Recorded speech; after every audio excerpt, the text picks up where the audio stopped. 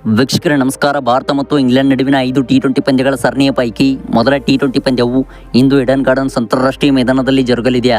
ಇನ್ನು ವೀಕ್ಷಕರೇ, ಈ 5 ಟಿ20 ಪಂದ್ಯಗಳ ಸರಣಿಯ ಮೊದಲ ಟಿ20 ಪಂದ್ಯವು ಟೀಮ್ ಇಂಡಿಯಾ ತಂಡದ ಕೋಚ್ ಆಗಿರುವ ಗೌತಮ್ ಗಂಭೀರ್ ಅವರ ಪಾಲಿಗೆ ತುಂಬ ಮಹತ್ವದ ಪಂದ್ಯವಾಗಿದೆ. ಹೌದು ವೀಕ್ಷಕರೇ, ಟೀಮ್ ಇಂಡಿಯಾ ತಂಡವು ಕಳೆದ 11 ವರ್ಷಗಳಿಂದ ಆಂಗ್ಲರ ವಿರುದ್ಧ ಟಿ20 ಸರಣಿಯಲ್ಲಿ ಯಾವುದೇ ಒಂದು ಸರಣಿಯನ್ನು ಕೂಡ ಸೋತಿಲ್ಲ. ಇನ್ನು ವೀಕ್ಷಕರೇ, ಈ 5 ಟಿ20 ಪಂದ್ಯಗಳ ಸರಣಿಯು ಟೀಮ್ ಇಂಡಿಯಾ ತಂಡಕ್ಕೆ ಮಹತ್ವದ ಸರಣಿಯಾಗಿದೆ.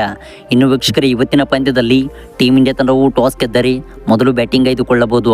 ಹೌದು ವೀಕ್ಷಕರೇ, ಈ ಒಂದು ಮೈದಾನದಲ್ಲಿ ಮೊದಲು ಬ್ಯಾಟಿಂಗ್ ಮಾಡಿದಂಥ ತಂಡಗಳಿಗೆ ಗೆಲ್ಲುವ ಸಾಧ್ಯತೆ ಹೆಚ್ಚಿದೆ.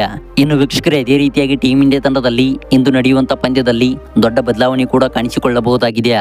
ವೀಕ್ಷಕರೇ, ಈ ವಿಡಿಯೋದ ಸಂಪೂರ್ಣ ಹೈಲೈಟ್ಸ್ ಬಗ್ಗೆ ತಿಳಿಯೋದಕ್ಕಿಂತ ಮುಂಚಿತವಾಗಿ ನೀವು ಅಪ್ಪಟ ಟೀಮ್ ಇಂಡಿಯಾ ತಂಡದ ಫ್ಯಾನ್ಸ್ ಆಗಿ ಕಂಡು ಬಂದಲ್ಲಿ ದಯವಿಟ್ಟು ಈಗಲೇ ಬಿಡೋಗೊಂದು ಲೈಕ್ನ ಮಾಡೋದ್ರ ಮೂಲಕ ನಿಮ್ಮ ನಿಜವಾದ ಅಭಿಮಾನಿತನವನ್ನು ವ್ಯಕ್ತಪಡಿಸಿ.